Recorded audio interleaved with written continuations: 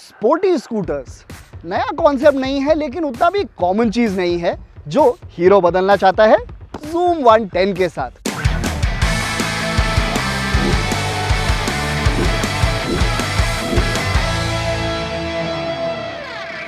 अब इससे हम ऑलरेडी एक बार चला चुके हैं, लेकिन इस केस में इसके साथ थोड़ा और वक्त बिताया, इसके परफॉर्मेंस और फ्यूल एफिशिएंसी का करेक्ट अंदाजा लाया, और ये सब कुछ हम आपको इसी वीडियो में बताएंगे। पर उसके पहले सब्सक्राइब बटन दबाना मत भूलिए।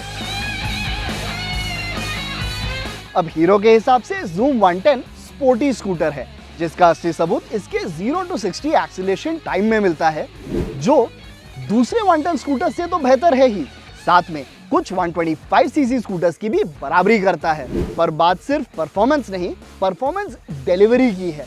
एक्सीलरेटर घुमाते ही आप सेट ऑफ कर सकते हैं, लैग ना के बराबर है। और सिटी राइडिंग ही नहीं, बल्कि खुले रास्तों पे भी ओवरटेक करने के लिए आपको कुछ खास प्लानिंग करने की जरूरत नहीं पड़ेगी। और तो और छोटा इंजन और i3s, मतलब कि फ्यूल एफिशिएंसी के मामले में भी शिकायत का मौका नहीं मिलेगा।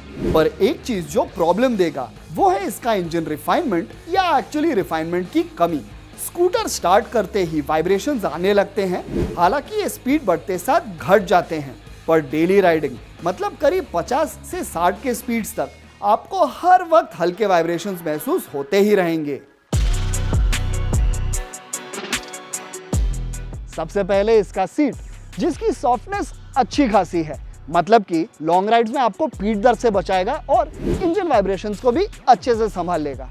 राइडर और पिलियन सीट के बीच में अच्छा सा पार्टीशन है, मतलब दोनों के लिए स्पेस की कोई कमी नहीं होगी। और तो और इसका ऊंचा हैंडल बार और लंबा फ्लोरबोर्ड टॉल राइडर्स को भी कंफर्टेबल रखेगा। इसके कम वेट और 12 इंच व्हील्स के बदौलत Zoom काफी स्पोर्टी फील करता है, तो आप ट्रैफिक के बीच में से आसानी से निकलकर कॉलेज या ऑफिस टाइम पे पहुंच जाएंगे, और शाम की गेड़ी मारते हुए दोस्तों के बाइक्स के साथ कीप अप भी कर पाएंगे।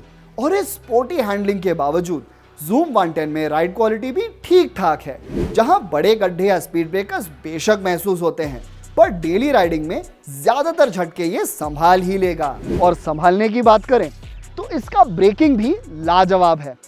हमारा test bike top end disc variant है, जहां पे ब्रेकिंग फील और फीडबैक दोनों उम्दा है। ब्रेक लीवर में फ्री प्ले ना के बराबर है, और इन सब में अगर आप CBS जोड़ दें तो लगभग हर एक ट्रैफिक कंडीशन और हर एक रोड पे ब्रेकिंग डिस्टेंस और ब्रेकिंग कॉन्फिडेंस बरकरार रहते हैं। और हमारी माने तो आपको भी यही डिस्क ब्रेक वाला टॉप एंड वेरिएंट लेना चाहिए, खुद के और फैमिली की सेफ्टी के लिए। Zoom 110 की खासियत ये कॉर्नरिंग लाइट्स, जो हीरो के हिसाब से टर्न लेना थोड़ा और आसान बना देते हैं। हालांकि हमारे टेस्टिंग के दौरान हमें इससे कुछ खास फर्क समझ में नहीं आया। साथ में फ्रंट एप्रन पे USB पोर्ट के साथ 2 स्टोरेज एरियाज भी मिलते हैं, और अंडर सीट स्टोरेज में आप अपने college bag, office bag, grocery shopping bag, लगभग हर एक चीज आसानी से फिट कर सकते हैं। लेकिन इसमें कुछ खामियां दिखने लगती हैं।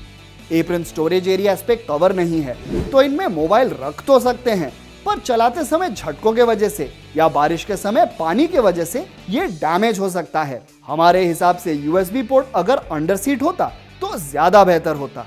फिर आते हैं i3s टेक्नोलॉजी, आसान शब्दों में ऑटोमेटिक स्टार्ट स्टॉप फीचर पे, जो ट्रैफिक में रुकने के कुछ सेकंड में ही इंजन को ऑफ कर देता है, पेट्रोल बचाने और एफिशिएंसी बढ़ाने के लिए।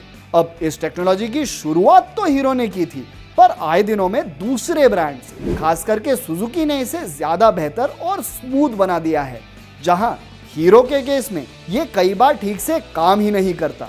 और इन एनी केस i3s से रीस्टार्ट करने के लिए अगर रियर ब्रेक दबा के एक्सीलेटर घुमाना पड़ता है, तो भाई बटन स्टार्ट ही क्यों ना कर लें। और फाइनली इसके फुल्ली डिजिटल इंस्ट्रूमेंट कंसोल में आपको नॉर्मल चीजें जैसे स्पीडोमीटर या फ्यूल गेज के साथ रियल टाइम माइलेज इंडिकेटर जैसा यूजफुल फीचर और स्मार्टफोन कनेक्टिविटी भी मिलता है। लेकिन इसमें सिर्फ कॉल और मैसेज अलर्ट्स ही मिलते हैं, जिन्हें चेक करने के लिए आपको वैसे भी स्कूटर साइड में करना पड़ेगा। तो हमारे हिसाब से अगर इसमें इसके बड़े भाई माइस्ट्रो 125 की तरह टर्न बाय टर्न नेविगेशन होता तो भाई मजा ही आ जाता। Zoom 110 को जब हमने पिछली बार चलाया था, हमें तभी ये काफी पसंद आया था और अब इसके साथ थोड़े और वक्त बिताने के बाद हमारा वो इंप्रेशन अब और भी पक्का हो गया है। लेकिन इसमें अभी भी कुछ इश्यूज हैं। रिफाइनमेंट थोड़ा कम है, कन्वीनियंस में इंप्रूवमेंट की हल्की सी गुंजाइश है और कंसोल में नेविगेशन ना होना हमारे हिसाब से हीरो के लिए एक बहुत बड़ा मिस्ड अपॉर्चुनिटी है। पर इसके बावजूद हीरो ज़ूम 110 अपना मेन मकसद एक स्पोर्टी, फ्यूल एफिशिएंट और इजी टू मैनेज स्कूटर होना बखूबी निभाता है। और एक और चीज जो हमें लगता है ज्यादा लोगों को ज़ूम 110 की ओर खींचेगा, वो है इसकी कीमत। अब माना इस कीमत में आपको होंडा एक्टिवा और डियो और टीवीएस जुपिटर भी मिल जाएगा, लेकिन स्पोर्टीनेस के मामले में ज़ूम 110 उन सबसे बहुत आगे है। तो अगर आपको एक स्पोर्टी, कन्वीनियंट, फ्यूल एफिशिएंट और मोस्ट इंपॉर्टेंटली आपके बजट में स्कूटर चाहिए तो ज़ूम 110 आपके लिए ही है। तो क्या आप भी ज़ूम मचाएंगे या आपके मन में कोई और स्कूटर है? कमेंट्स में लिखना मत भूलिए ताकि हम उन सब स्कूटर्स का कंपैरिजन कर पाए। और हर तरह के टू व्हीलर के बारे में हर तरह की जानकारी हिंदी में जानने के लिए बाइक देखो को सब्सक्राइब कीजिए, वो छोटे से बेल आइकॉन को भी दबा दीजिए और देखते रहिए बाइक देखो।